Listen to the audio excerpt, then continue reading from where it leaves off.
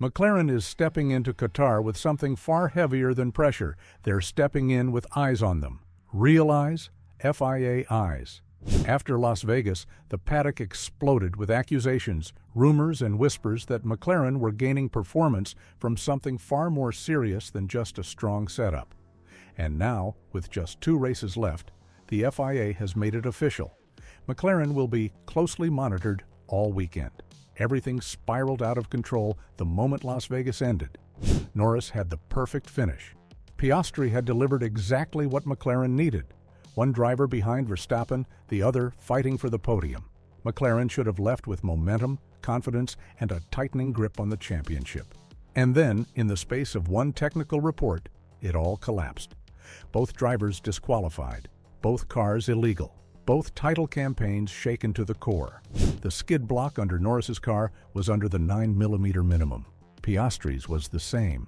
Not by a huge margin, a microscopic amount, thinner than a human hair. But the rules don't bend. The FIA doesn't compromise. And McLaren's entire weekend evaporated instantly. Norris went from extending his championship lead to watching Verstappen and Piastri close in behind him. Overnight, the title fight went from stable to chaos. But what the world didn't see was what happened next. Rivals marched straight to the FIA with a very specific accusation that McLaren, along with a few other teams, have been using skid blocks that expand when heated, allowing them to run dangerously low without failing checks. If true, this isn't a mistake. It's a system, something engineered, something intentional, something illegal. And that's when the FIA stepped in, quietly, aggressively, without the usual politeness. They sent instructions to scrutineers ahead of Qatar. Monitor McLaren closely. That wording is rare. That wording means one thing. This investigation isn't about Las Vegas. It's about a pattern. Lusail is the worst possible place for any team under suspicion. The track destroys tires. It destroys floors. High-speed corners force the car to scrape harder. Temperatures soften the plank. Excess wear becomes inevitable, and if a team is even slightly over the limit, Qatar will reveal it. Andrea Stella apologized publicly, and it wasn't the PR apology teams normally give. It sounded emotional. It sounded like damage control. He blamed unexpected porpoising, a sudden bounce, something unpredictable, something they couldn't foresee. But rival teams don't believe that. They don't accept 2 cars failing for the same reason unless there's something deeper in the setup. Inside McLaren, the mood is tense. Norris knows his title fight is slipping away. He knows Verstappen thrives in moments like these. He knows Piastri is now tied with Max. And he knows that if Qatar goes wrong, his championship, the dream he has chased for years, may end because of a technicality, not a battle on track. And then there's the fear nobody wants to say aloud. McLaren's performance this season has been built around running low, very low. If the FIA forces them to lift the car even slightly, their entire pace could vanish. A tenth here, half a tenth there. Over race distance, that gap becomes a defeat. Qatar is the kind of track that punishes high ride heights.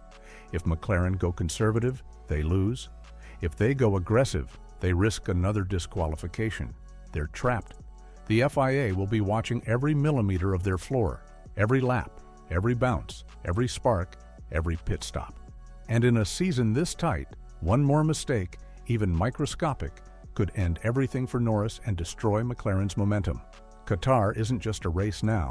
It's a verdict, a judgment, a line in the sand that will decide whether McLaren walks into the title, decider with hope, or walks out of this season with heartbreak. McLaren's situation going into Qatar isn't just pressure, it's paranoia. Every mechanic feels it. Every engineer feels it. Even the drivers can sense it in the way their radios sound colder, sharper, more careful. When a team is being watched by the FIA, the atmosphere changes completely. Suddenly, every decision is double-checked. Every setup sheet is triple-reviewed. Every bolt tightened becomes a moment of fear. Because in a title fight, the smallest mistake isn't just a mistake, it's fatal. Inside the paddock, the suspicion around McLaren didn't come from nowhere. It started months ago, when rival teams noticed sudden spikes in McLaren's downforce numbers. The car was stable in places where it shouldn't be stable. It carried speed in corners where others struggled. And then, during GPS overlay reviews, engineers saw something strange. McLaren's platform stayed lower for longer, almost too perfect, almost unnatural. At first, it was dismissed as clever suspension tuning. Then, Brazil happened.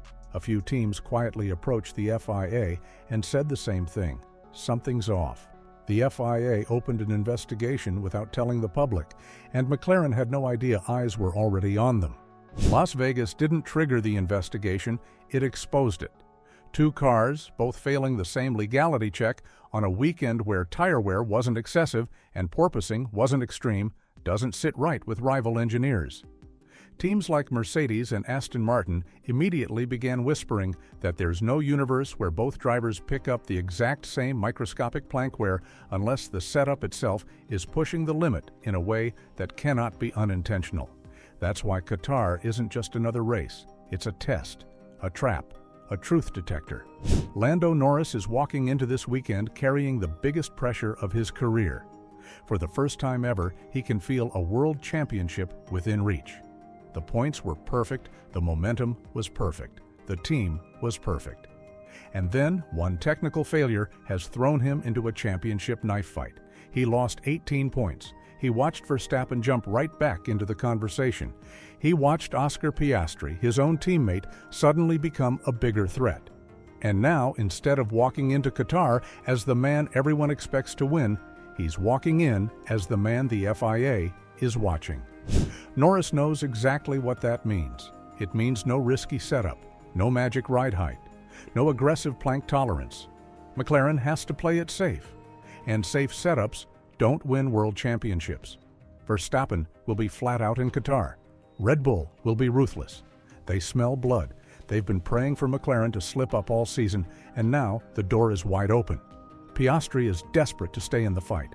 Verstappen is desperate to strike, while McLaren are wounded. And Norris? For the first time all season, he's being asked to drive a compromised car. And then there's the psychological war happening behind the scenes. Mechanics from other teams are already making comments in the paddock. Team members walk past the McLaren garage staring.